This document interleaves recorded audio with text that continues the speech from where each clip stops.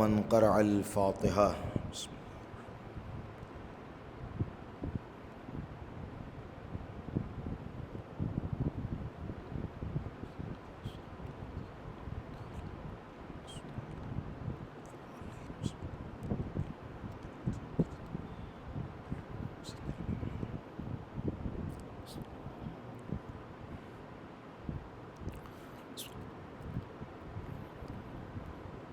لا حول ولا قوة إلا بالله العلي العظيم.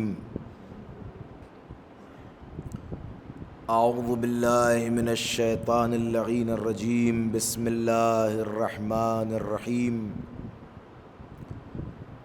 الحمد لله خالق العباد وساطه البلاد ومسيل الوهاد ومغزب النجاد. ليس لأوليته ابتداء ولا لأزليته انقضاء. هو الأول ولم يزل والباقي بلا أجل. خرت له الجباه ووحدته الشفاء. الصلاة والسلام والتحية والإكرام على النبي الأمي المكي المدني القرشي الهاشمي المطلبي الحجازي العربي الرسول المؤيد والنبي الممجد المصطفى الأمجد صاحب التاج والمنبر والقطبة والمقبر والجبين الأطهر والحسب الأشهر والنسب الأنور والخد الأحمر سيدنا ومولانا وهادينا والشفيع ذنوبنا وحبيب قلوبنا وطبيب نفوسنا أبي القاسم محمد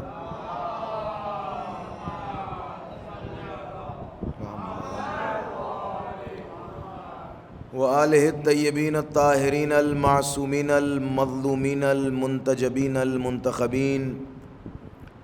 ولعنة الدائمة الباقية على أعدائهم وقتلتهم وغاصب حقوقهم ومنكر فضائلهم ومصائبهم وشجاعتهم وطهارتهم وسخاوتهم وولايتهم ومقصر في حقهم أجمعين من حين إلى يوم الدين. أما بعد، فقد قال الله تعالى في محكم كتابه ومتقن خطابه: بسم الله الرحمن الرحيم. إن الله اصطفاه عليكم وزاده بسطة في العلم والجسم. الصلوات محمد آل محمد. صلی علی محمد. الحمدللہ، اس سے قبل کہ اپنے بیان کی ابتدا کی جائے، حسب سابق آپ کی بارگاہ میں درخواست گزار ہیں کہ حضرت حجت کے ظہور کے لیے بآواز بلند صلوات عنایت فرما دیں. اللہم صلی علی محمد وعجل فرجہم. الحمدللہ، سلسلہ گفتگو آج اپنے 9ویں مرحلے میں داخل ہو رہا ہے اور مسلسل 8 دن آپ کے درمیان یہ عرض کیا گیا کہ قرآن مجید کا اعلان ہے کہ جسے بھی رہبر مان رہے ہو، قائد مان رہے ہو، سب سے پہلے یہ دیکھ لینا کہ وہ اس لائق ہے یا نہیں ہے. تو کیسے پتہ چلے کہ پروردگار ہم جسے مان رہے ہیں اس کی لائقیت کیا ہے، اس کی صلاحیت کیا ہے؟ آواز آئی کہ زیادہ کچھ دیکھنے کی ضرورت نہیں ہے، بس علم دیکھ لینا اور شجاعت دیکھ لینا. اگر علم سب سے زیادہ ہو اور علم کے ساتھ ساتھ شجاعت بھی ہو تو اسے تسلیم کر لینا. اور دنیا آل محمد علیہ الصلاۃ والسلام کے حوالے سے اس بات پہ تو مکمل عقیدہ رکھتی ہے کہ ان کے جیسا عالم کوئی نہیں تھا. اور جو دوسری کوالٹی ہے جسے ہم شجاعت کہتے ہیں، اس کے لیے بھی امت کا اجماع ہے اور تاریخ کا اجماع ہے کہ ان سے زیادہ بہادر بھی کوئی نہیں تھا. اور یہ دونوں کارنامے ایسے ہیں کہ جو بغیر محنت کے نہیں حاصل ہوتے، بے حرے فٹکری نہیں مل جاتے ہیں. یا جملہ بدل کے یوں کہہ دیا جائے کہ ان دونوں کارناموں میں خاندانی وراثت کا تھوڑا سا معاملہ ہوتا ہے، اس سے زیادہ خدا کی عطا شامل حال ہوتی ہے. یعنی خدا جسے چاہتا ہے وہ عالم ہو سکتا ہے، خدا جسے چاہتا ہے وہ بہادر ہو سکتا ہے.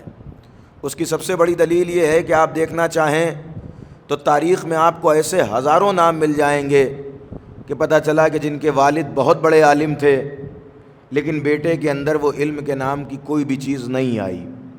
ہزاروں مثالیں ایسی مل جائیں گی کہ باپ بہت بڑے بہادر تھے لیکن بیٹا اس کے اندر شجاعت کا وہ جلوہ نظر نہیں آیا. تو یہ کوئی ضروری نہیں ہے کہ جس کا باپ عالم ہو اس کا بیٹا بھی عالم ہو جائے، اور یہ بھی کوئی ضروری نہیں ہے کہ جو بہادر ہو تو اس کی ساری اولادیں بہادر ہوں. یہ بالکل قانون کلی نہیں ہے، اس لیے کہ ہم نے خود اس دنیا میں دیکھا ہے کہ بہت سارے ایسے افراد ہیں کہ جو خود کچھ اور تھے لیکن اولاد میں وہ رنگ نہیں آ پایا. جو خود بہت زبردست عالم تھے بیٹا اس لیول کا عالم نہیں بن پایا. جو خود بہت بڑے بہادر تھے اولاد میں وہ شجاعت و بہادری نہیں آ پائی. لیکن ہاں کچھ گھرانے ایسے ہیں کہ جن کے پورے گھرانے کی ذمہ داری لی جاتی ہے. آپ توجہ کریے، کائنات میں کوئی گھر ایسا نہیں ہے کہ جو اپنے پورے گھر کی ذمہ داری لے سکے. کوئی عالم ابھی تک نہیں پیدا ہوا کہ جو یہ کہہ دے کہ علم میرے گھر کی وراثت ہے، جیسا عالم میں ہوں ویسے ہی عالم میرا بیٹا بھی ہوگا، ویسے ہی عالم میرا پوتا بھی ہوگا، ویسے ہی عالم میرا پر پوتا بھی ہوگا. ارے صاحب، پوتا اور پر پوتے کی تو بات چھوڑیے، انسان اپنے پالے ہوئے بیٹے کی ذمہ داری نہیں لے سکتا. آپ غور کر رہے ہیں نہیں کر رہے ہیں؟ انسان اپنے پالے ہوئے بیٹے کی ذمہ داری نہیں لے سکتا کہ میں جیسا پال رہا ہوں یہ ویسا ہی ہوگا، میں جیسا ہوں یہ ویسا ہی ہوگا. یہ پوری دنیا میں اچھے سے اچھے خاندان سے لے کر بڑے سے بڑے خاندانوں تک کا معاملہ ہے کہ کوئی اپنے ایک بیٹے کی بھی ذمہ داری نہیں لے سکتا. دیکھیں، ذمہ داری اگر لے گا بھی تو خدا کے بھروسے لے گا کہ اگر اللہ نے چاہا تو کوشش ہماری ہے یہ ایسا ہو جائے گا. لیکن کوئی 100% یہ نہیں کہہ سکتا کہ یہ میرے ہی جیسا ہوگا. لیکن یہ کمال بس ایک گھرانے میں نظر آیا کہ نبی اپنے ایک بیٹے نہیں بلکہ 11 بیٹوں کی ضمانت لیتے ہوئے نظر آئے. آپ صلوات پڑھیں ذرا محمد آل محمد کی ذات پر. صلی علی محمد و آل محمد. آپ نے غور کیا؟ ایک بیٹے کی ضمانت نہیں، نبی 11 بیٹوں کی ضمانت لیتے نظر آئے ہیں. علی اپنے 11 بیٹوں کی ضمانت لیتے ہوئے نظر آئے ہیں. اس کے بعد مولا حسن اپنے 10 بیٹوں کی ضمانت لیتے ہوئے نظر آئے ہیں. مولا حسین اپنے 9 بیٹوں کی ضمانت لیتے ہوئے نظر آئے ہیں. اور یہ سلسلہ وہ آخر تک جائے گا. بتائیے، جہاں دنیا اپنے ایک بیٹے کی ضمانت نہیں لے پا رہی ہے وہاں ایک خاندان ایسا ہے جو اپنے 11 اور 12 بیٹوں کی ضمانت لے رہا ہے. اور یہ تو علم کا معاملہ تھا. سیم شجاعت کا بھی یہی معاملہ ہے کہ جہاں شجاعت میں ہم اپنے بیٹے کی ذمہ داری نہیں لے سکتے کہ صاحب ہم بہت بہادر ہیں تو میرا بیٹا بھی بہت بہادر ہوگا، ہم بہت بہادر ہیں تو میرا پوتا بھی بہت بہادر ہوگا. لیکن ایک گھرانہ ایسا نظر آیا کہ جس کے بیٹوں کا کمال یہ تھا کہ نبی نے جب بیٹوں کا جذبہ دیکھا تو دیکھنے کے بعد بیٹوں کے ساتھ ساتھ جب بیٹیوں کا جذبہ دیکھا تو بے ساختہ نبی کے دہن سے حدیث نکلی کہ اگر یہ ساری کائنات ابو طالب کی اولاد ہوتی تو دنیا میں کوئی بزدل پیدا ہی نہ ہوتا. آپ نے غور کیا یا نہیں کیا؟ اگر یہ ساری دنیا ابو طالب کی اولاد ہوتی تو دنیا میں کوئی بزدل ہی نہ پیدا ہوتا. آپ نے غور کیا؟ اس کا مطلب جیسے محمد اپنے تمام بیٹوں کے علم کی ضمانت لے رہے ہیں ویسے ہی ابو طالب اپنے تمام بیٹوں کی شجاعت کی ذمہ داری لے رہے ہیں. صلوات پڑھیں ذرا محمد آل محمد کی ذات پر. صلی علی محمد توجہ کیجئے گا. یا علی یا علی یا علی. جیسے ابو طالب، جیسے نبی اپنے بیٹوں کے علم کی ضمانت لے رہے ہیں ویسے ہی جناب ابو طالب اپنے بیٹوں کی شجاعت کی ضمانت لے رہے ہیں. یعنی ایک ہی گھرانہ ایسا نظر آیا جہاں نسل در نسل علم کا بھی کمال نظر آیا اور شجاعت کا بھی کمال نظر آیا.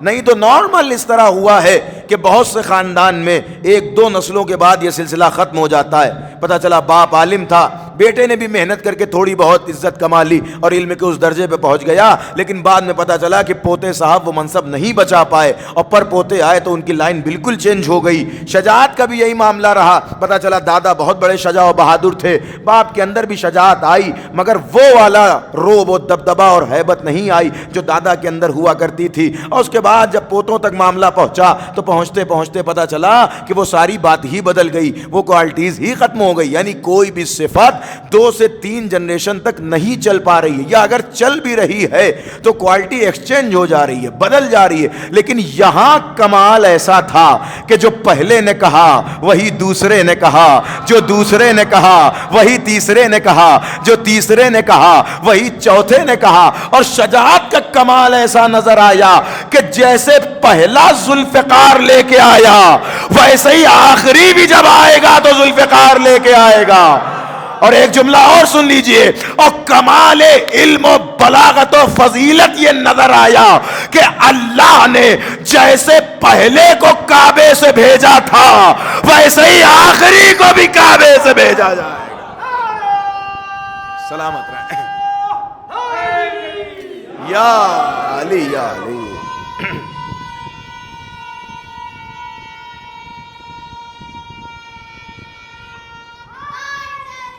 یا علی یا علی یا علی. جیسے پہلے کعبے سے آیا تھا ویسے ہی آخری بھی جب آئے گا تو کعبے سے آئے گا اور زمانے کو بتائے گا کہ یہ وہی وراثتیں ہیں جو چلتے چلتے یہاں تک پہنچی ہیں. یا جملہ بدلوں, جیسے ابو طالب کا پہلا بیٹا خانہ کعبہ سے, چوتھا بیٹا اور پہلا امام خانہ کعبہ سے آیا تھا, ویسے ہی ابو طالب ہی کا وہ بیٹا ہے جو 12واں امام ہے, وہ بھی خانہ کعبہ سے آئے گا اور اپنی شجاعت کے جلوے بھی دکھائے گا اور اپنے علم کے منظر بھی دکھائے گا. کمال علم یہ ہوگا کہ خانہ کعبہ کے پاس کھڑے ہو کے خطبہ دیں گے. کمال شجاعت یہ ہوگا کہ ذوالفقار حیدری لہرائیں گے. کمال علم یہ ہوگا کہ دنیا کو ہدایت پہنچائیں گے. کمال شجاعت یہ ہوگا کہ منافقوں کے پرخچے اڑائیں گے. کمال علم یہ ہوگا کہ سوالوں کے جواب بتائیں گے. کمال شجاعت یہ ہوگا کہ گڑی ہوئی میتیں اٹھائیں گے. سن رہے ہیں یا نہیں سن رہے ہیں؟ کمال شجاعت یہ ہوگا کہ گڑی ہوئی میتیں اٹھائیں گے. کمال علم یہ ہوگا کہ پوچھنے والا جلوہ محمدی دیکھ رہا ہوگا.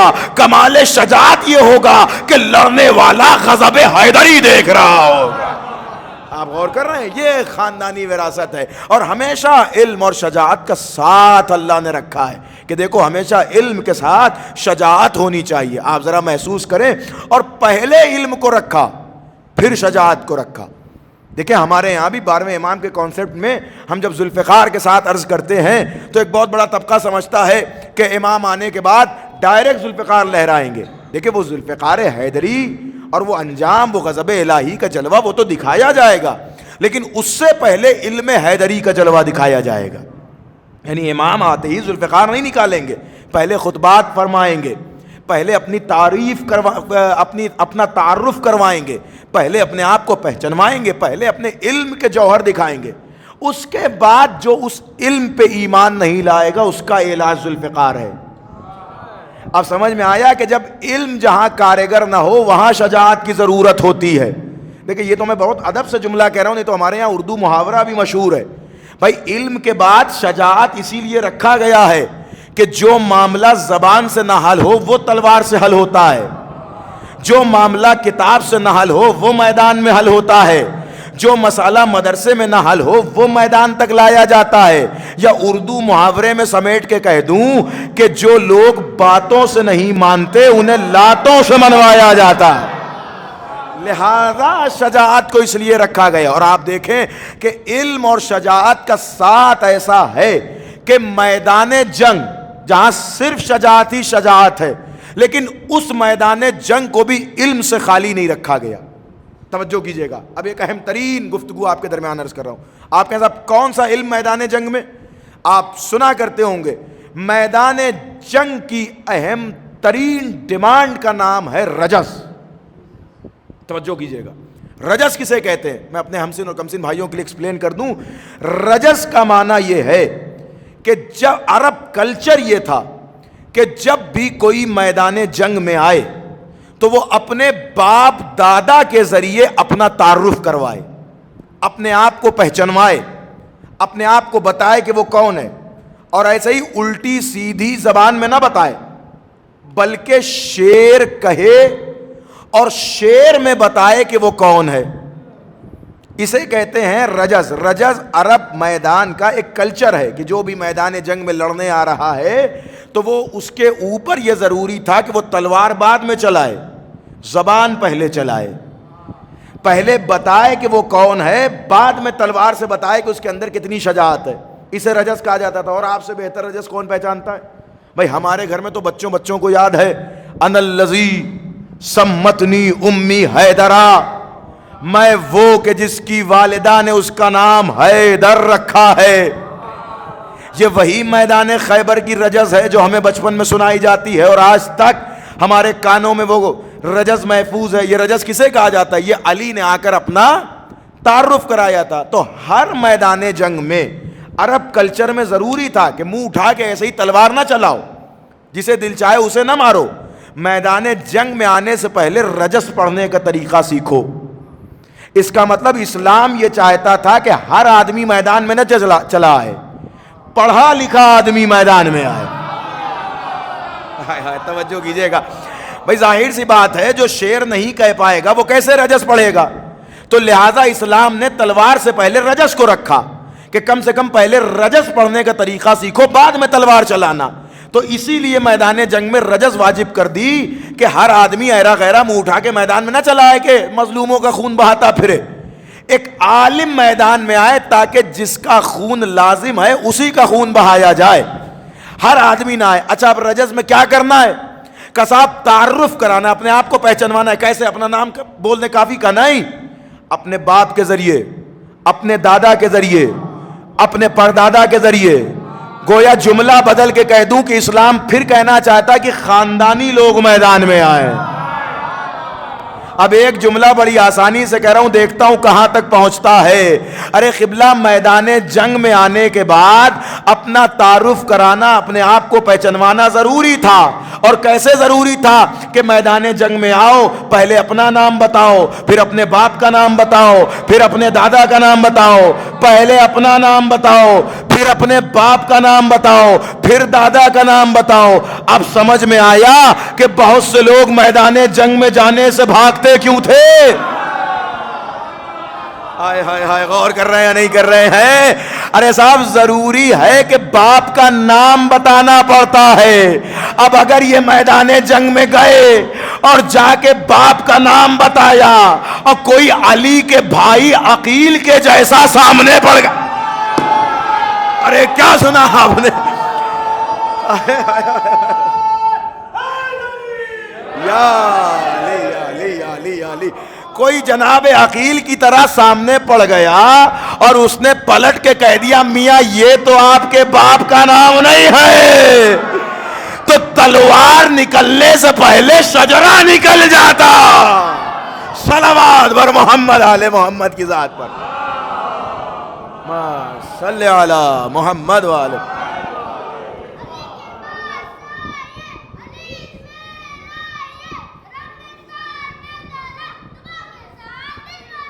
علیم مولا، علیم مولا، علیم مولا. یا علی، یا علی، یا علی، شاباش بیٹا. تو فرمایا کہ میدان جنگ میں آؤ تو آنے سے پہلے رجز پڑھو، یعنی اپنا تعارف کراؤ، اپنے بارے میں بتاؤ. پہلے اتنا علم حاصل کر لو کہ دو مصروں کو کیسے جوڑا جاتا ہے. پہلے اتنا علم حاصل کر لو کہ میدان جنگ میں آ کے بولا کیسے جاتا ہے. آپ دیکھ رہے ہیں علم اور شجاعت اللہ نے کہاں کہاں ساتھ رکھا. یعنی شجاعت کو بعد میں رکھا، علم کو پہلے رکھا ہے کہ پہلے رجز پڑھو. اور ظاہر سی بات ہے جس کی رجز اتنی قیامت ہو اس کا حملہ کتنا قیامت ہوگا. ارے اتنی قیامت کی رجس تھی خیبر کی کہ انا الذی سمتنی امی حیدرا، کہ دنیا نے خیبر کے قلعے کا تم نشان مٹا دیا، لیکن آج تک یہودیوں سے یہ رجز بھولی نہیں جا رہی ہے۔ آج تک ان کے کان میں صدائے انا الذی سمتنی امی حیدرا گونج رہی ہے۔ وہ جانتے ہیں کہ یہ علی کی کہی ہوئی رجز ہے، یہ علی کی بتائی ہوئی رجز ہے، یہ علی کی سکھائی ہوئی رجز ہے۔ کہاں ہے یہ رجز؟ فرمایا میدان خیبر میں یہ رجز سنائی جا رہی ہے۔ اور یہ کائنات میں علی کی کوئی ایسی جنگ نہیں ملے گی جہاں علی نے رجز نہ پڑھا ہو۔ اس لیے کہ بھئی رجز وہی پڑھتا ہے کہ جس کے اندر یہ صلاحیت پائی جا رہی ہو، اور یہ علی کے گھر کے چھوٹے چھوٹے بچوں کا کمال نظر آیا کہ اگر میدان جنگ میں 13 سال کے قاسم گئے تو وہ بھی رجز پڑھتے نظر آئے، 18 برس کے علی اکبر گئے تو وہ بھی رجز پڑھتے نظر آئے، اون محمد گئے تو وہ بھی رجز پڑھتے نظر آئے۔ اور کیوں نہ رجز پڑھیں؟ اس لیے کہ خاندان ابو طالب سے ہیں۔ نہیں، شاید آپ پہنچے ہی نہیں، خاندان ابو طالب سے ہیں۔ ارے نہ ابو طالب کی شاعری کا جواب ہے، نہ شجاعت کا جواب ہے۔ جناب ابو طالب کی شاعری بھی تاریخ عرب میں مشہور ہے، اور شجاعت بھی تاریخ عرب میں مشہور ہے۔ اور علم اور شجاعت کا بہترین منظر دیکھنا ہو تو میدان خیبر میں آئیے میدان خیبر میں دکھایا جائے کہ علم کہاں ہے اور شجاعت کہاں ہے۔ اور آپ توجہ کیجئے گا کہ خیبر یا جو جنگ اسلامیہ ہے وہ اتنی ضروری ہے کہ جب امیر المومنین نے اپنی کسی فضیلت کا تعارف کرایا ہے تو اس فضیلت میں خیبر ضرور سنائی گئی ہے۔ توجہ کیجئے گا، خیبر، خندق ضرور مولا کائنات نے سنایا ہے۔ آپ دیکھ لیں، وہ شورا کی میٹنگ دیکھ لیں، شورا کی میٹنگ ہو رہی ہے، وہاں پتہ چلا امیر المومنین سوال کر رہے ہیں کہ بتاؤ میدان خیبر میں کون تھا؟ کیا تم تھے میدان خیبر میں یا میں تھا جسے نبی نے عالم دیا تھا؟ اب ظاہر ہے کہ ہمارے یہاں ایک نعرہ مشہور کر دیا گیا ہے کہ صاحب ہم نے بہت سن لی خیبر خندق، بہت ہم نے پڑھ لی خیبر خندق۔ کتنی سن لی خیبر خندق؟ کیا جانتے ہیں ہم خیبر و خندق کے بارے میں؟ بھئی یہ بتایا جائے کہ خیبر کسے کہا جاتا ہے، خیبر کا نام خیبر کیوں تھا، کیا تھا خیبر میں؟ اور ظاہر ہے کہ اتنا تو ہو سکتا ہے کہ جانتے ہو کہ خیبر یہودیوں سے جنگ ہوئی، تو یہ بتائیے یہودیوں کا تو سارا کا سارا جو معاملہ ہے وہ ایجپٹ سے ہے، مصر سے ہے، یہ مدینے کے پاس یہودی کیا کر رہے ہیں؟ سوال ہے یا نہیں ہے؟ بھئی یہودی جو ہیں وہ بنی اسرائیل سے ہیں، وہ بنی اسرائیل یہودا سے ہیں، اور یہودا اور یہ سارے یہودی ان کو تو ایجپٹ اور مصر میں ہونا چاہیے، بھئی وہاں تھے بنی اسرائیل، یہ مدینے کے پاس کیا کر رہے ہیں یہودی؟ یہاں کہاں سے آ گئے یہودی؟ یہاں یہودیوں کا کیا کام تھا؟ یہاں تو یہودیوں کو نہیں ہونا چاہیے تھا۔ کیسے پہنچے یہودی؟ پڑھیے تاریخ خیبر۔ اصل میں خیبر جو قلعے کا نام دیا گیا ہے، اب سنیے یہاں سے 10 منٹ کی ہسٹری ہے، اس کے بعد نتیجہ ہے۔ خیبر جو اس قلعے کا نام دیا گیا ہے، خیبر اصل میں ایک قلعہ تھا اور بہت بڑا قلعہ تھا۔ خود اس قلعے کے اندر 7 قلعے موجود تھے، اور ان 7 قلعوں میں بہت سارے یہودی رہا کرتے تھے، اور اس قلعے کو بنانے والے کا نام خیبر تھا۔ خیبر عبرانی زبان میں ایک شخص کا نام ہے جس نے آ کے اس قلعے کو بنایا تھا، لہذا خیبر کو خیبر کہا جاتا ہے۔ اور بعض لوگوں نے کہا کہ خیبر کا خود معنی عبرانی زبان میں قلعے کا ہوتا ہے، پناہ گاہ کا ہوتا ہے، کہ جہاں پناہ لی جائے، اسی لیے خیبر کو خیبر کہا جاتا ہے۔ یہ ہوا پہلا سوال کہ خیبر کو خیبر کیوں کہتے ہیں؟ تو اس لیے کہتے ہیں۔ اور دوسرا سوال یہ کہ یہ ایجپٹ کے یہودی مدینے میں کیا کر رہے تھے؟ خیبر مدینے سے 70-80 کلومیٹر کے فاصلے پر موجود تھا، تو وہاں یہ یہودی آئے کیوں اور کب سے آئے؟ کیا نبی کے بعد آئے یا نبی کے پہلے آئے؟ اگر نبی کے بعد آئے تو پھر جھگڑے کی کیا ضرورت، جنگ کی کیا ضرورت؟ اور نبی کے پہلے سے آئے تو اسلام کیوں نہیں لائے؟ سوال ہے یا نہیں ہے؟ اب بتائیں وہ لوگ جو کہتے ہیں صاحب ہم نے بہت خیبر خندق سن لی ہے، بہت ہمیں پتا ہے خیبر کے بارے میں۔ کیا پتا ہے آپ کو خیبر کے بارے میں؟ یہ بتائیے کہ یہ کیوں آ رہے ہیں یہاں پر۔ پڑھیے تاریخ۔ تاریخ کہتی ہے کہ یہ جو یہودی آئے تھے یہ ایسے ہی بھٹکتے ہوئے نہیں آ گئے تھے، یہ پری پلان آئے تھے، یہ بالکل پلان کے ساتھ یہاں پر آئے تھے، اور یہ آج سے نہیں آئے تھے، یہ خود نبی کے آنے سے سینکڑوں سال پہلے آئے تھے. کیوں آئے تھے یہ یہاں پر؟ اصل میں یہودیوں کی پرانی کتابوں میں باقاعدہ طور پہ یہ لکھا ہوا تھا کہ آنے والے زمانے میں مکہ کی سرزمین پر ایک نبی آئے گا کہ جو نسل ابراہیم میں سے ہوگا، اور وہ نبی کی حکومت پوری دنیا پر قائم ہوگی، اور وہ نبی مکہ سے ہجرت کر کے مدینہ پہنچے گا. یہ باقاعدہ انہوں نے توریت اور پرانے صحیفوں میں پڑھ رکھا تھا. تو یہ پڑھا تھا، تو پڑھنے کے بعد ان کے بزرگ علماء نے یہ فیصلہ کیا کہ ہم جائیں گے اور مدینے کے قریب رہنے لگیں گے. اگر ہماری زندگی میں وہ نبی آ گیا تو سبحان اللہ، نہیں آیا تو ہم اپنے بچوں کو وصیت کر کے جائیں گے کہ ہم یہاں اس کام کے لیے آئے تھے، تاکہ ہماری اولادیں اس نبی کا انتظار کرتی رہیں. یہ سوچ کر 7-8 یہودی وہاں سے آئے اور آ کر خیبر جیسی جگہ پر بسے، قلعہ بنایا، وہاں رہنا شروع کیا. ان کی نسلیں بڑھیں اور نسلیں بڑھتے بڑھتے اچھے خاصے یہودی ہو گئے. اب آپ نے سمجھا کہ یہ مدینے میں یہودی کیوں آئے تھے؟ یہ کسی غلط مقصد سے نہیں آئے تھے، یہ مقصد صحیح لے کر آئے تھے. یہ خیبر میں آ کر کیا کر رہے تھے؟ نبی کا انتظار. اور ایسا بھی نہیں کہ کوئی غلط کام کر رہے تھے، نبی کا انتظار کر رہے تھے. لیکن جب یہ نسلیں گزر گئیں اور یہ اپنے نسلوں کو وصیت کر کے مرتے تھے کہ دیکھو ہم یہاں اس لیے آئے ہیں، اس لیے آئے ہیں، اس لیے آئے ہیں. لیکن تاریخ کہتی کہ جب نبی دنیا میں آئے تو وہی لوگ جو نبی کا انتظار کر رہے تھے وہ نبی کے مخالف ہو گئے، وہ نبی کے دشمن ہو گئے، وہ نبی کے اگینسٹ ہو گئے. کیوں ہو گئے؟ جس کا اتنے سال سے انتظار کر رہے تھے اس کے مخالف کیوں؟ کہ اس لیے کہ سوچا کچھ تھا اور نبی نکلے کچھ اور. نہیں، شاید آپ پہنچے ہی نہیں. بھائی سینکڑوں سال سے انتظار کرتا ہوا یہودی ایک لمحے میں اس کا عقیدہ بدل گیا، اس لیے کہ اس نے نبی کو اپنے دماغ سے سوچا تھا، اور نبی خدا کا بھیجا ہوا ہوتا ہے. اس کا مطلب کبھی کبھی پورا انتظار برباد ہو جاتا ہے اگر معرفت صحیح نہ ہو. پورا انتظار برباد ہو جاتا ہے اگر پہچان صحیح نہ ہو. تو وہ سینکڑوں سال سے اپنے محمد کا انتظار کر رہے تھے، ہم بھی ہزاروں سال سے ایک محمد کا انتظار کر رہے ہیں. اسی لیے اماموں نے فرمایا کہ ہر امت پر اپنے زمانے کے امام کی معرفت لازم ہے کہ کہیں ایسا نہ ہو کہ انتظار کرتے کرتے جب وقت کا محمد سامنے آئے تو ہم بھی اپنے دماغ سے کہہ بیٹھے کہ یہ تو ہمیں امام نہیں لگ رہے ہیں. جیسا کہ روایت میں ہے کہ بہت سارے لوگ محبت کا دم بھرنے والے ہوں گے لیکن امام سے آ کے کہیں گے کہ ابھی آنے کی کیا ضرورت تھی، ابھی تو ہم یہاں موجود ہی تھے اور آپ امام نہیں ہیں، اور امام کے مقابلے میں کھڑے ہو جائیں گے.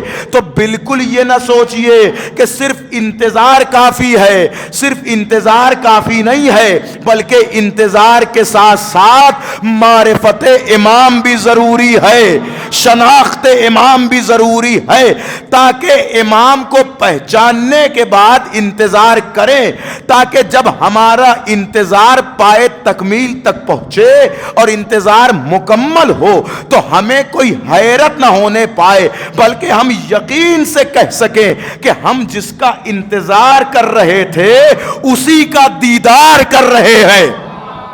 توجہ کیجئے گا. لہذا یہودی جو حضرات وہاں بیٹھے تھے وہ کس لیے بیٹھے تھے کہ صاحب ہم نبی کا انتظار کریں گے. لیکن جب نبی آئے، پیغمبر آئے، تو پیغمبر تھے آل ابراہیم میں سے، تو انہیں یہ بات پہلے کھلی کہ پیغمبر آل ابراہیم میں کیوں ہیں، آل اسماعیل میں کیوں ہیں، آل اسحاق سے کیوں نہیں. اس کا مطلب یہ ہوا کہ پہلا مسئلہ تو خاندانی تھا، جھگڑے شروع یہیں سے ہوتے ہیں کہ ہمارے خاندان سے کیوں نہیں. بھائی پیغمبر کی بھی جو بہت زیادہ مخالفت ہوئی ہے وہ اسی اس سے ہوئی ہے کہ ہمارے خاندان سے کیوں نہیں، جیسا ہم چاہ رہے ہیں ویسا کیوں نہیں. تو اب ہوا یہ کہ انتظار کرتے ہوئے لوگ نبی کے مخالف ہو گئے. اب جب مخالف ہو گئے تو ابھی تک تو ان کا انٹینشن تھا انتظار، اب انہوں نے انٹینشن چینج کی، بدلا. اب ان کی سوچ یہ ہوئی کہ اب ہمیں یہ کرنا ہے کہ نبی کی حکومت کو ختم کرنا ہے، نبی کے مقابلے میں آنا ہے. لیکن تعداد کم تھی تو ڈائریکٹ نہیں آ سکتے تھے. لیکن یہ اسی قلعے میں، خیبر کے قلعے میں بہت سارے ہتھیار، جسے کہا جائے تلوار، نیزہ، تیغ، تبر، یہ بناتے تھے. اس کا مطلب ہتھیار بنانا بھی یہودیوں کا پرانا کام ہے. اور پھر انتظار میں لگے رہتے تھے کہ کہیں سے کسی کو چھیڑا جائے تاکہ یہ ہمارے بنائے ہوئے ہتھیار بکیں. توجہ کر رہے ہیں آپ؟ تو لہٰذا یہ بار بار کبھی کافروں کو اکساتے تھے اور کبھی عیسائیوں کو اکساتے تھے کہ ہم تمہارے ساتھ کھڑے ہیں، تم پیغمبر کے مقابلے میں آ جاؤ. اور پیغمبر نے انہیں اس شرط پہ چھوڑا تھا کہ دیکھو، جب تک تم ہم سے کوئی مطلب نہیں رکھتے ہو تب تک ہمارا تم سے کوئی مطلب نہیں ہے، لیکن اگر تم ہمارے مقابلے میں آ رہے ہو تو پھر اس کا مطلب یہ ہے کہ ہم تمہیں جواب بھی ویسا ہی دیں گے. تو یہ اپنے آپ کو بہت عقل مند سمجھتے تھے، لیکن انہیں کیا پتا کہ عقل کل محمد ہیں. اور ذوالفقار حیدری بھی انہی کے پاس ہے. خلاصہ نتیجہ جب یہ ہوا کہ جب جنگ خندق ہو گئی اور اس میں یہ پروف مل گیا کہ پیچھے سے اس میں یہودی بھی شامل تھے، تو اب خندق کے بعد خیبر کی نوبت آئی. اور نبی نے کہا کہ اب ان یہودیوں کو عقل سے سمجھانے کی ضرورت نہیں ہے، اس لیے کہ یہ زبان کی بات نہیں سمجھ رہے ہیں. اب بغیر ذوالفقار کے انہیں دین سمجھ میں نہیں آئے گا. لہذا اب نبی نے یہ کیا کہ اپنے لشکر کو لے کے نبی خیبر کے قلعے تک پہنچ گئے. لیکن مسئلہ یہ تھا کہ یہودیوں کی بھی تیاری کم نہیں تھی. انہوں نے بھی اس بڑے عرصے میں بڑے بڑے بہادر پہلوان اپنے قلعے میں پیدا کر لیے تھے اور انہیں ٹرین کر لیا تھا کہ اگر کل کو کوئی ایسی نوبت آئے تو ہم ان کو سامنے کر کے ڈرا سکیں. اب مرحب جیسا، انتر جیسا اور اس کے بھائیوں کے جیسا، وہ سب خیبر کے قلعے میں موجود ہیں اور سب کے بارے میں ایک شہرت ہے کہ بھائی ان سے زیادہ بہادر کوئی نہیں ہے.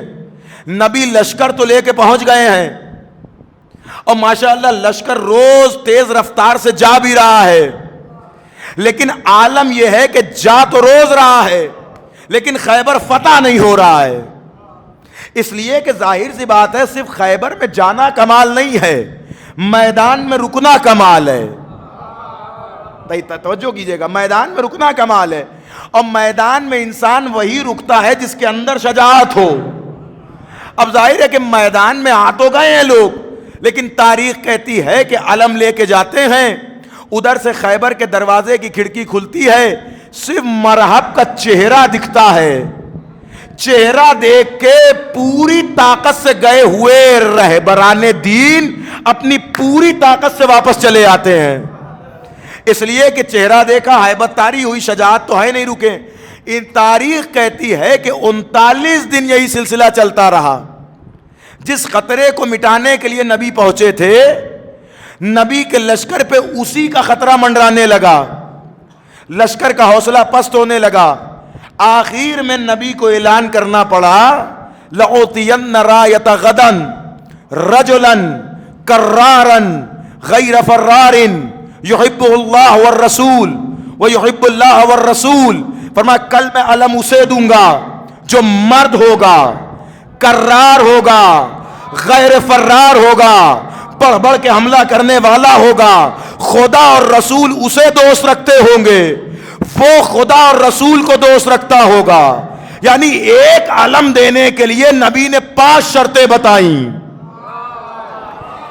5 شرطیں بتائیں. کیا کیا؟ رجل مرد ہوگا، کرار حملہ کرنے والا ہوگا، غیر فرار پیچھے نہیں ہٹتا ہوگا، یحب اللہ والرسول اللہ اور رسول کو دوست رکھتا ہوگا، وہ یحب اللہ والرسول اللہ اور رسول اسے دوست رکھتے ہوں گے.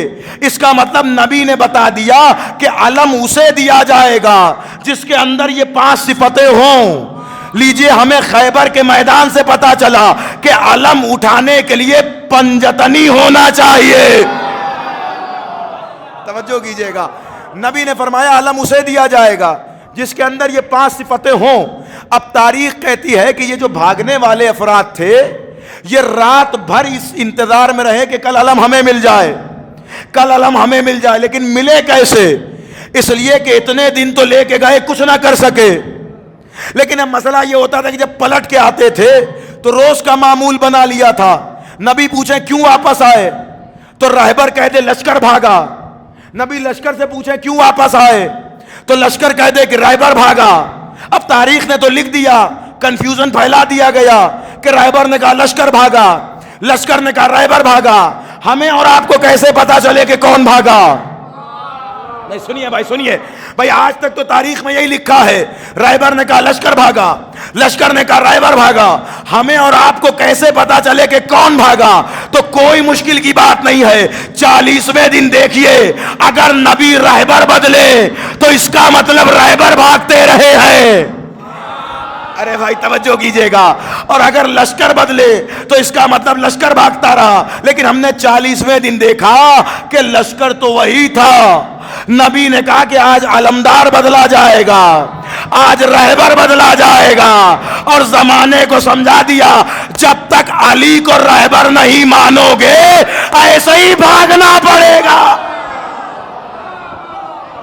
صلوات بر محمد آل محمد کی ذات پر. یا علی یا علی یا علی.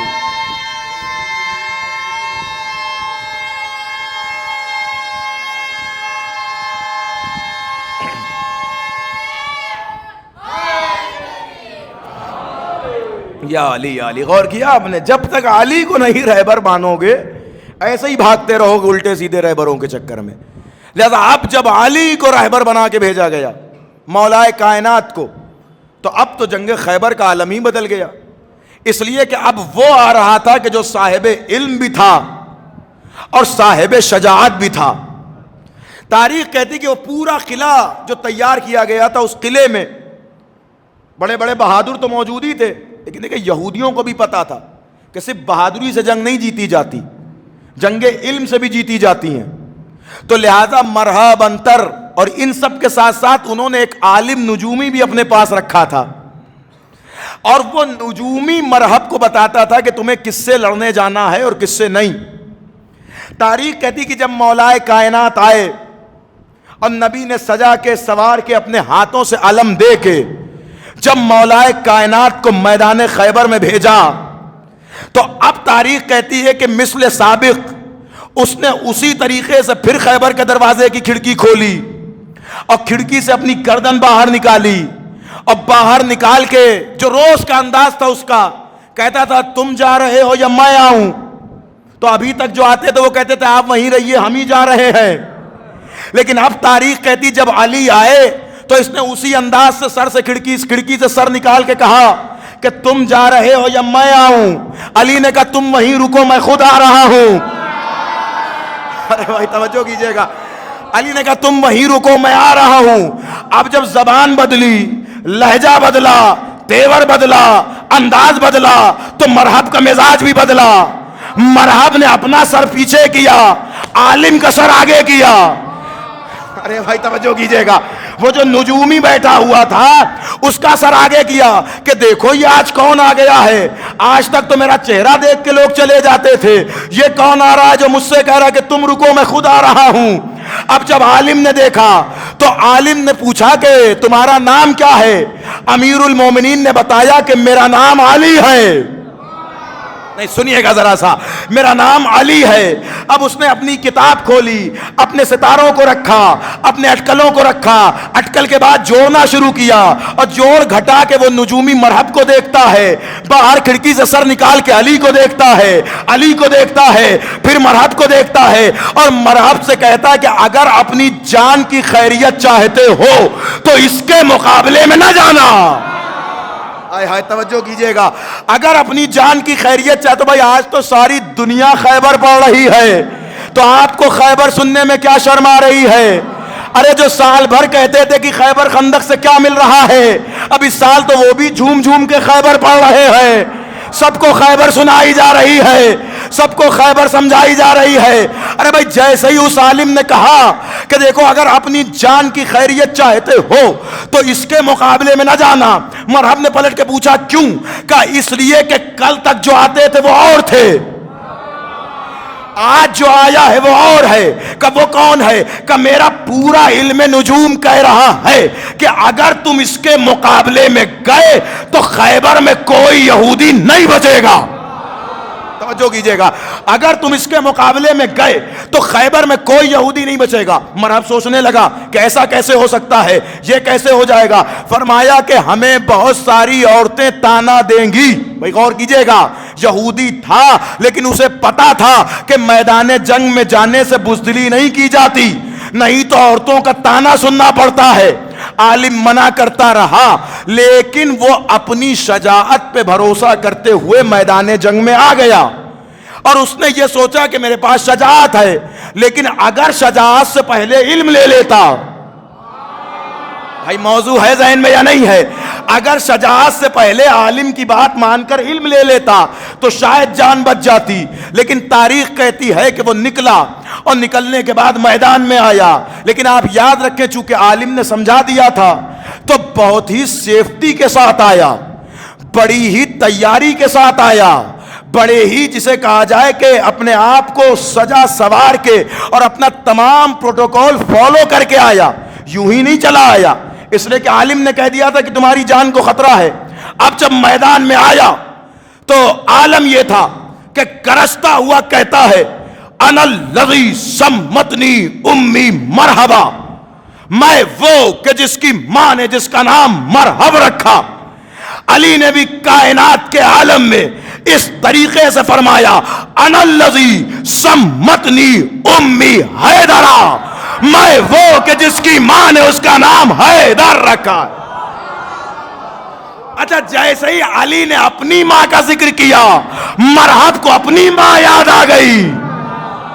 ارے بھائی توجہ کیجئے گا, مرحب کو اپنی ماں یاد آ گئی. کون سی ماں؟ ارے وہی ماں کہ جس نے کہا تھا بیٹا سب کے مقابلے میں جانا مگر کبھی حیدر کے مقابلے میں نہ جانا. نہیں صاحب, آپ نے غور ہی نہیں کیا. جب اس عالم نے پوچھا تمہارا نام کیا ہے, علی نے کیا بتایا؟ علی. جب مرحب نے پوچھا تو مولا نے کیا بتایا؟ علی. بھائی یہ کون سی بات ہوئی کہ وہ عالم تھا, یہ شجاع تھا. علی نے دونوں جلوے میدان خیبر میں دکھائے. جب علم کا تعارف کرایا تو کہا میں علی ہوں, جب شجاعت کا تعارف کرایا کہا میں حیدر کررا.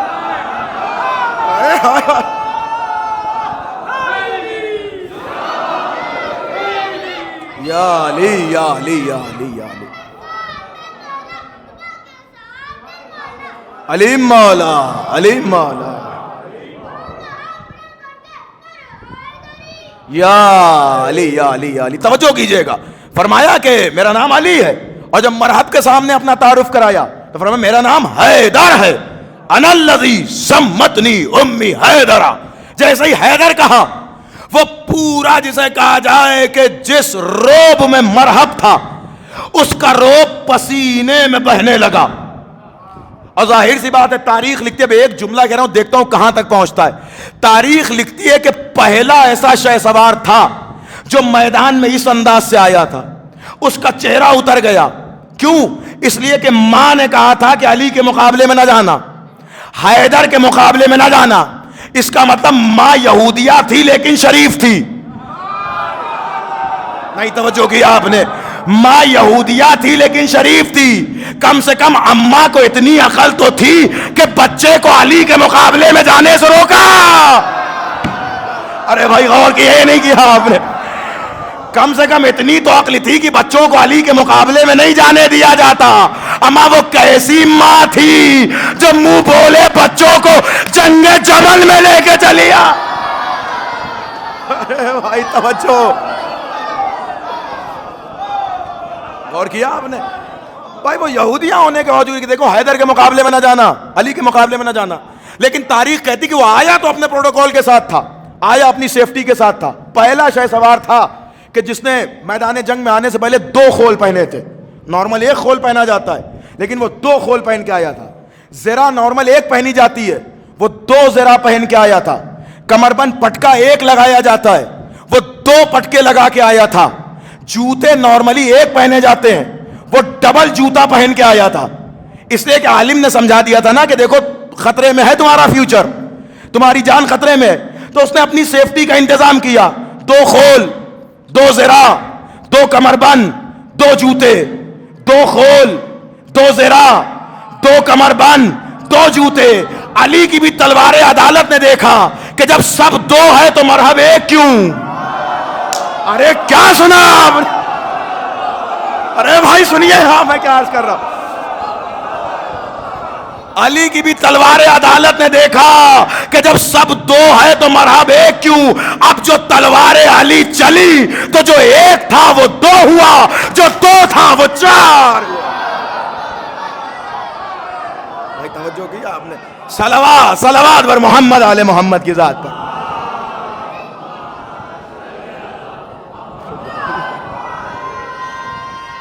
شاباش۔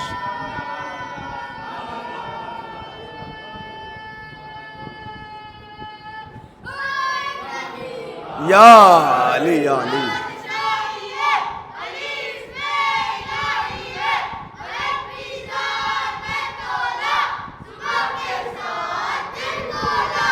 علیم مولا، علیم مولا، علیم مولا۔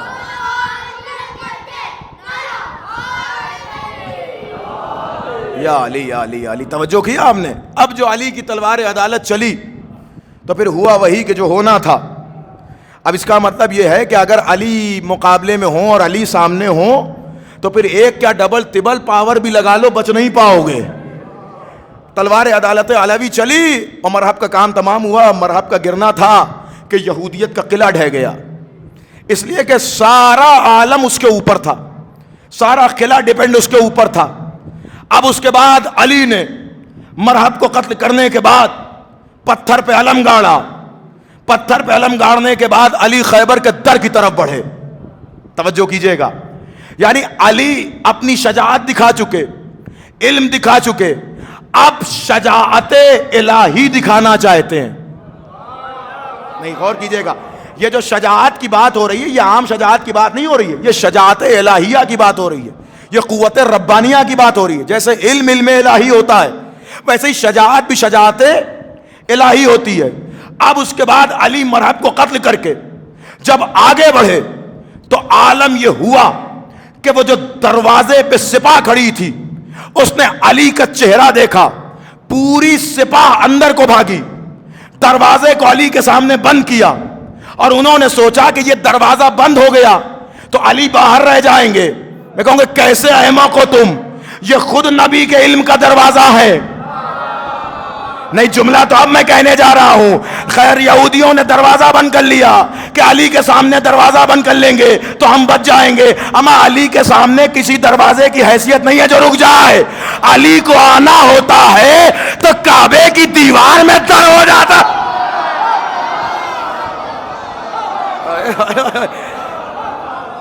غور کر رہے ہیں نہیں کر رہے ہیں؟ کعبے کی دیوار میں در ہو جاتا۔ یہ خیبر کے در کی کیا بات ہے؟ علی پہنچے، علی نے اپنی 2 انگلیاں، قبلہ 2 انگلیاں، پورا ہاتھ نہیں، 2 انگلیاں در خیبر پہ رکھی۔ اب میر انیس فرماتے ہیں کہ لشکر نے 3 روز ہزیمت اٹھائی، جب سونپا علم نبی نے سونپا علی، لشکر نے 3 روز ہزیمت اٹھائی، جب سونپا علم رسول نے مولا علی کو، تب در بند کر کے قلعہ کا بھاگی سپاہ سب۔ بھائی غور کر رہے ہیں نہیں کر رہے؟ در بند کر کے قلعہ کا بھاگی سپاہ سب، ارے اکھڑا وہ در، گراں تھا جو در سنگ سخت سے، جیسے کہ توڑ لے کوئی پتا درخت سے۔ اکھڑا وہ در، گرا تھا جو در سنگ سخت سے، جیسے کہ توڑ لے کوئی پتا درخت سے۔ کیا مثال کہی علامہ امیر انیس نے۔ علی نے 2 انگلیوں سے در خیبر کو اٹھانا شروع کیا، اور اٹھانے کے بعد قوت ربانیہ دکھائی، اور علی کے ہاتھوں پہ در خیبر دیکھنے کے بعد صحابیت کی پھٹی ہوئی آنکھیں نبی کی طرف دوڑی ہوئی پہنچی اور کہنے لگی، یا نبی اللہ، آپ دیکھ رہے ہیں کہ علی نے کیا کیا ہوا ہے؟ کہ کیا کیا علی نے؟ کہ وہ دروازہ جسے 40 اور 60 یہودی مل کے بند کرتے تھے، اسے 2 انگلیوں سے علی نے اٹھایا ہوا ہے. علی کے ہاتھ پہ دروازہ خیبر ہے. نبی نے مسکراتے ہوئے علی کو دیکھا, پھر صحابہ کو دیکھا, مسکرا کے نبی کہتے ہیں علی کے ہاتھوں کو نہ دیکھو, علی کے پیروں کو دیکھو. ارے بھائی توجہ کی آپ نے, علی کے ہاتھوں کو نہ دیکھو, علی کے پیروں کو دیکھو. اب جو امت نے دیکھا تو علی کے ہاتھ پہ در خیبر تھا, علی کا پیر ہوا پر تھا. اب جو امت نے پیر دیکھنا شروع کیا تو ہاتھ ذہن سے نکل گیا. نبی نے سمجھایا کہ تمہاری حیثیت یہی ہے کہ علی کا پیر دیکھو.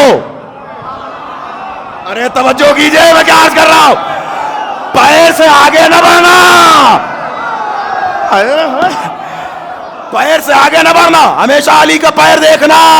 اچھا اتنا وزنی دروازہ, اس کے بعد پیر ہوا پر ہے. اب بھائی آپ کا پیر ہوا پہ کیوں نہیں جاتا, آپ کا پیر ہوا پہ کیوں نہیں بلند ہوتا؟ کہیں گے مولانا سائنس فیل ہو جائے گی کیا؟ سائنس کہتی ہے کہ یہاں گریویٹی ہے, زمین میں مقناطیسیت ہے, گریویٹی ڈیولپ ہوتی ہے, زمین اپنے اندر انسان کو چپکا لیتی ہے, اسی لیے ہم جب اچھلتے ہیں تو ہم اچھل کے پھر نیچے آ جاتے ہیں, اس لیے کہ ہمارے اندر اتنی گریویٹی, اتنی طاقت نہیں ہے کہ زمین کی گریویٹی کو چیلنج کر سکے. تو اب سوچئے علی کے ہاتھ پہ در خیبر جیسا وزنی دروازہ, تو کتنا گریویٹی ڈیولپ ہو رہی ہوگی, لیکن علی کا پیر ہوا پہ بلند ہے. پوچھا جائے نا زمین سے, زمین جو تیرے اندر مقناطیسیت ہے, جو گریویٹی ہے وہ کہاں گئی؟ کہتے ہیں اس زمین کی کشش کا ہے یہ اثر, ہر چیز کھچ کے آتی ہے خود فرش خاک پر. پھر کیوں علی کھڑے ہیں ہوا پہ بے کر و فر؟ پوچھیں گے جب زمین سے کہے گی کہ الحذر, ارے کھینچوں علی کو, اتنی کہاں مجھ میں تاب ہے, میں ہوں تراب اور علی وہ تراب.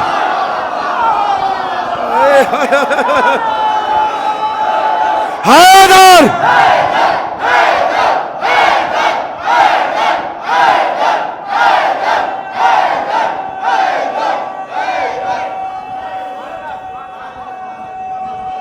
توجہ کیجئے گا. یا علی یا علی یا علی, سلامت رہے.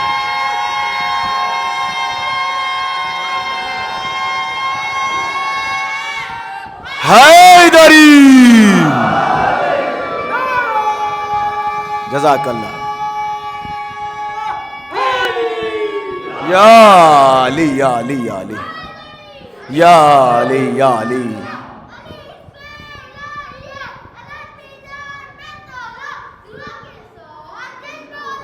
علیم مولا علیم مولا علیم مولا علیم مولا.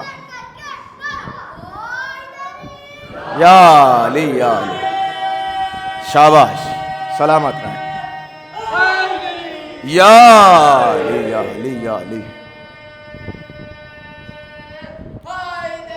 یا علی یا علی یا علی یا علی.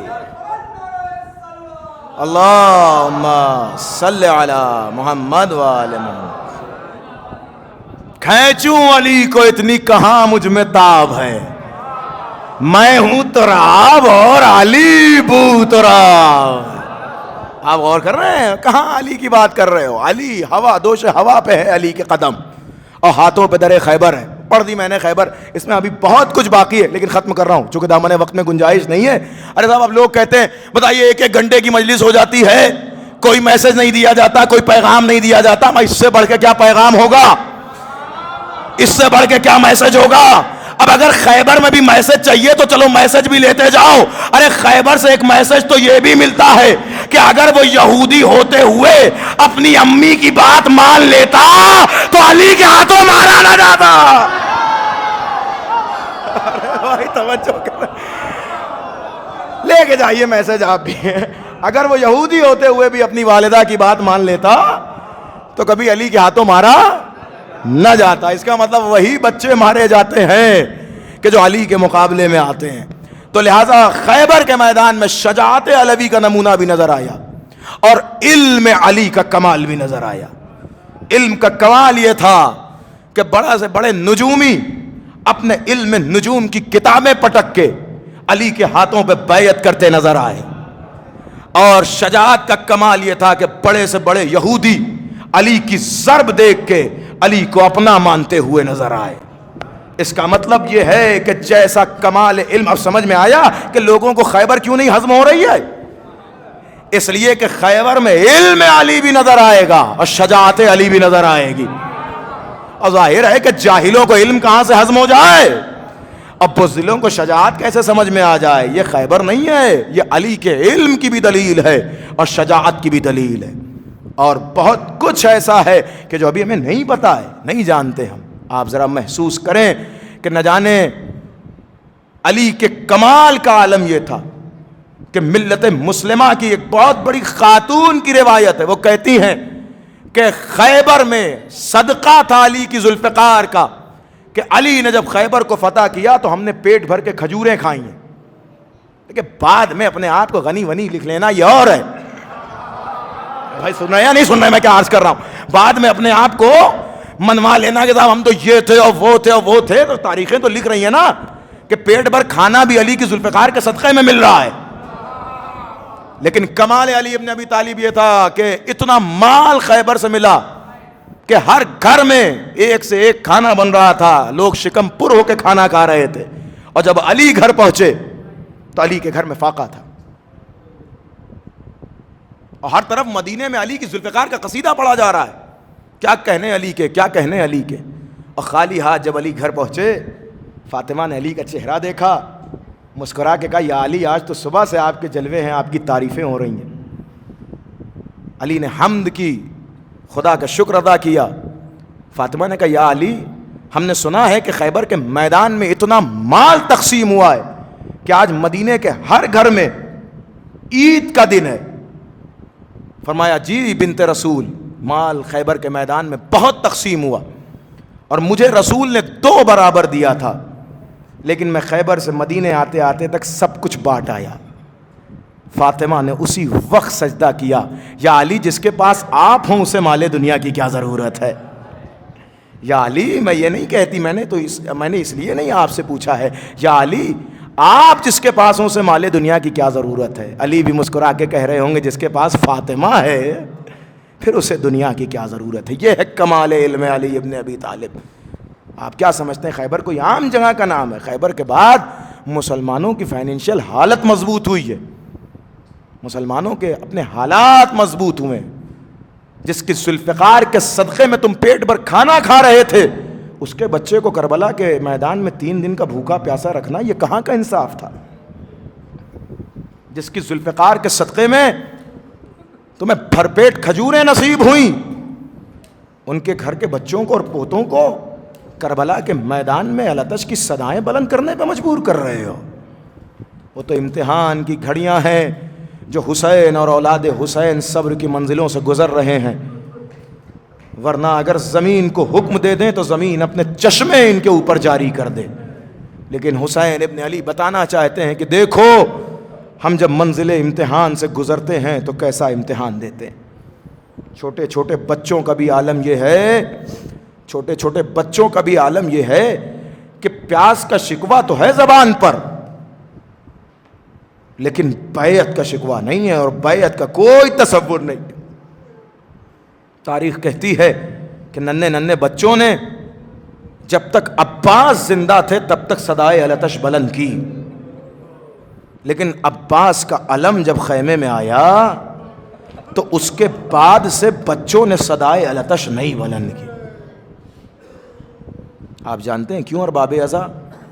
اس کی 2 وجہ تھی. ایک تو بچے شہادت عباس سے شرمندہ تھے. مقتل کا فقرہ ہے ارباب ازا کہ جب مولا عباس کا علم آیا ہے نا تو بی بی سکینہ نے علم کا پھریرا پکڑ کے ایک مرثیہ پڑھا ہے. اس مرثیے کا ایک مصرع میں آپ کو سنا دوں، اس کے بعد میں کچھ منٹ مصائب پڑھ کے گفتگو تمام کروں.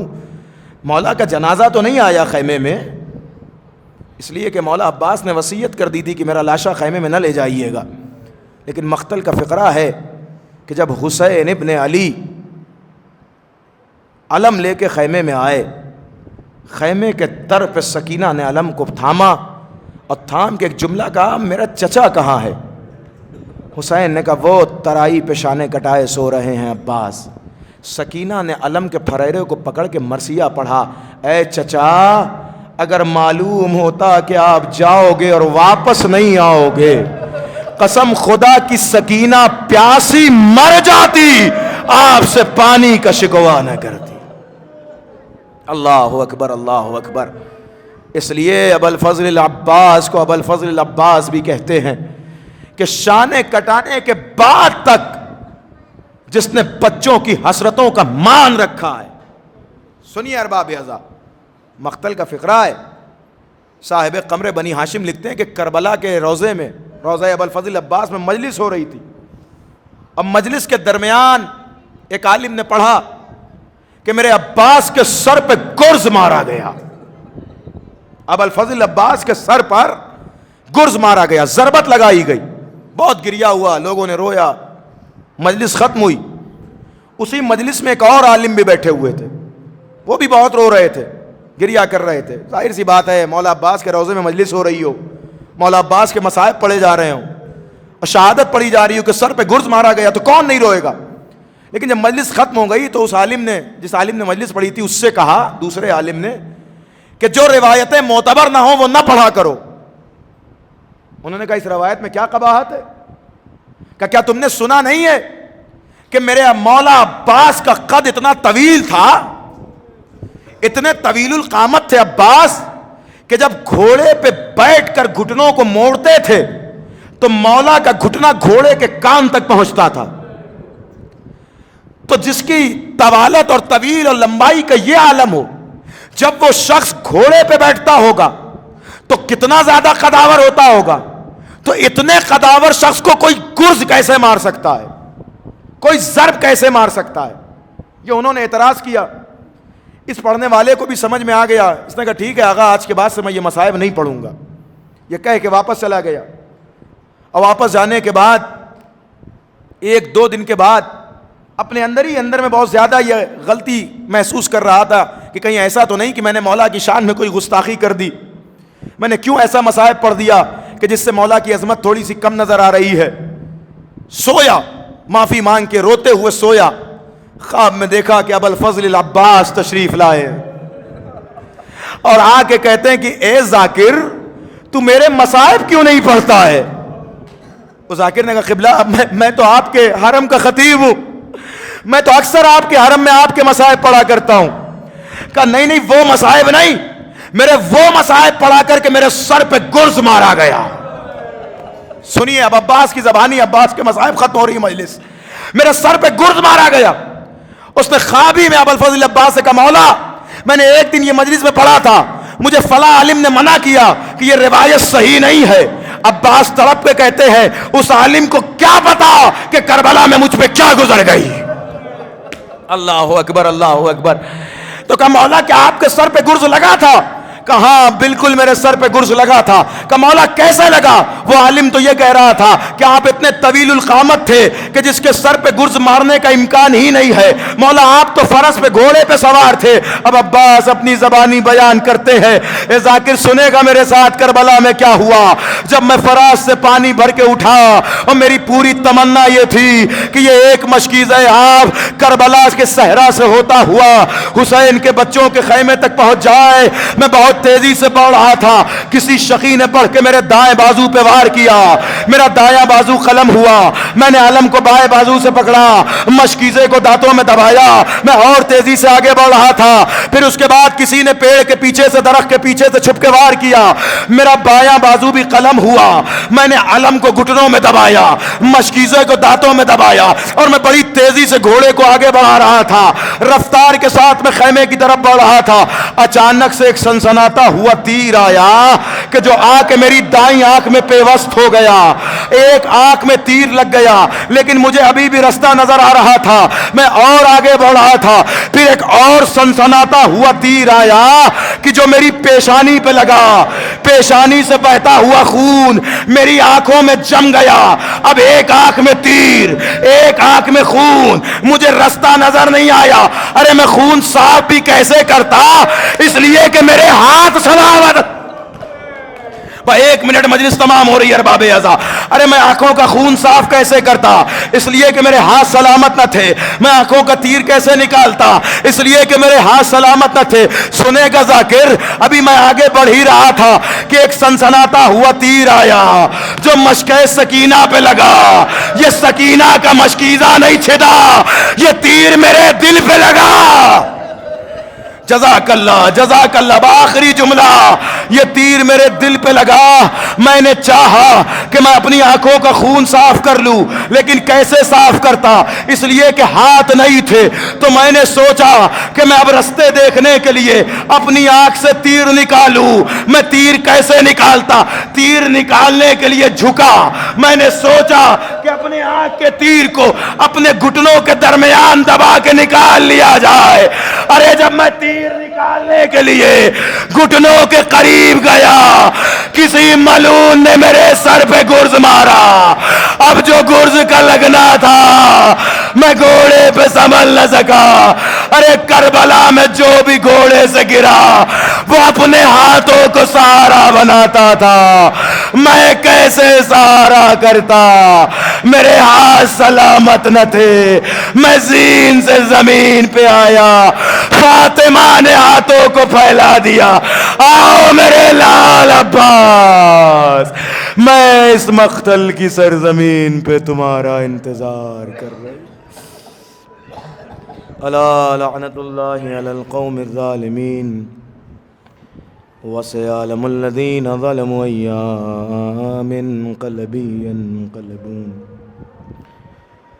اللهم عجل لوليك الفرج، اللهم عجل لوليك الفرج، اللهم عجل لوليك الفرج والعافية والنصر. اللهم ارزقنا زيارة الحسين، اللهم ارزقنا الشفاعة الحسين. اللهم لعن قتلة الحسين وعلى أصحابه وأولادي أجمعين. اللهم بحق زينب عجل لوليك الفرج والعافية والنصر.